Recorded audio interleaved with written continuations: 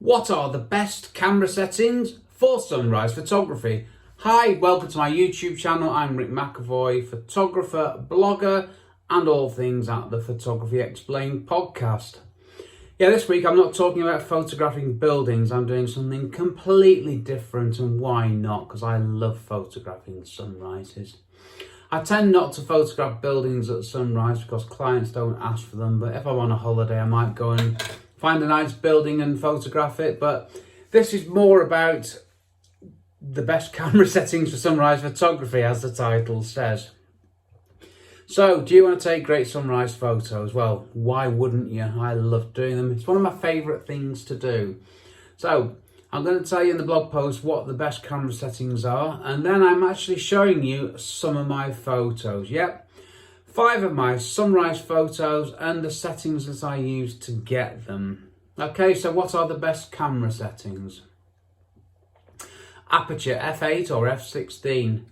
Depends really on what you're photographing, what your focal length is, and how much depth of field you need. Now I'll get on to the focal length that I use. Alright, I'll say it now. 17mm. Very wide. Sorry, the shadows are dreadful, aren't they? Very wide, 17mm. It's the focal length that I like to use, and it means that I've got a massive depth of field. So what I can do is with f8 on 17mm, I'm pretty good to go. Focused about a third of the way in, and I'm generally all right. So that's nice and simple.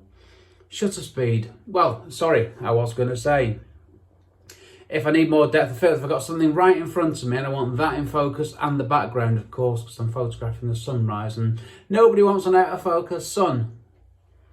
Or do they? Now there's a thought, that's one thing I need to think about. But if I'm getting everything sharp in a photo, as in something right in front of me and everything in the background, I will go to f16. If I want a starburst effect on the sun, with my Canon 17 to 40mm lens, I just use f22 and it does it for me with the aperture. So have a play around, take photos with your camera pointing straight into the sun. But before you do that, don't put your eyes there. You gotta be smart here, because if you put your camera, you might damage your eyes. If you don't stare at the sun, do you? So with a camera and a lens, you've got an optical thing that's focusing light onto something, which is called the camera sensor. On an SLR, it's the viewfinder, isn't it? So you're focusing, you're concentrating light. So don't get your camera like that straight into the sun. Just don't do it. Who knows what damage you'll do. Use your LCD screen if you got one. Most cameras have these days. And look at it and be careful. Okay, warning over. So f22 starburst effect. Try it on your camera and lens combination and see what works for you. Try the different apertures, see what they do for you, because you never know what you might find.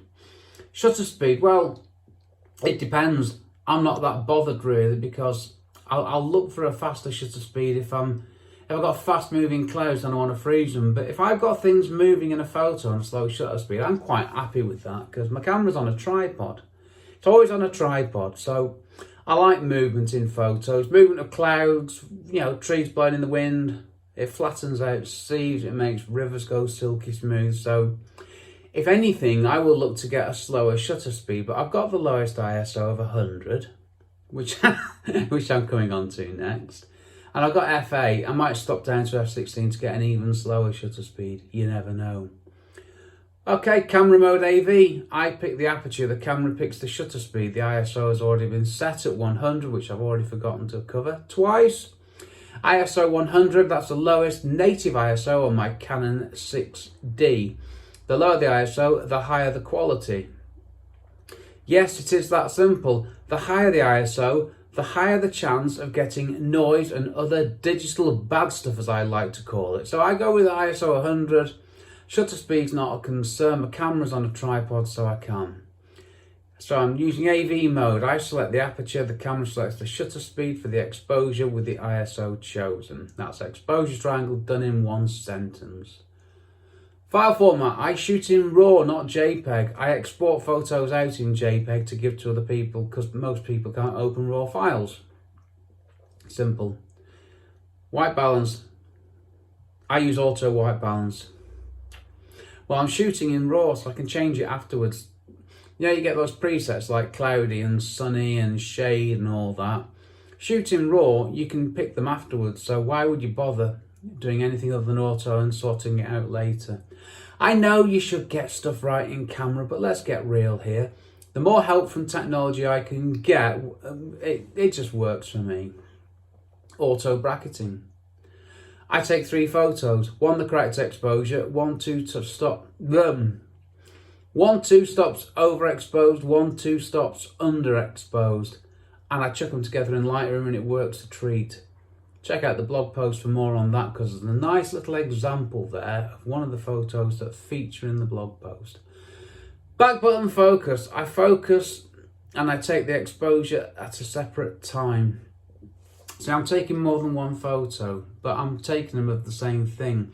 I'll photograph a sunrise from before the sun rises to long after it's risen over the horizon.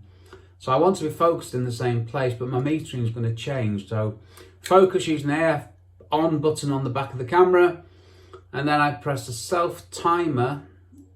I activate this. I use the self timer in my camera, which is 10 second self timer. I press the shutter.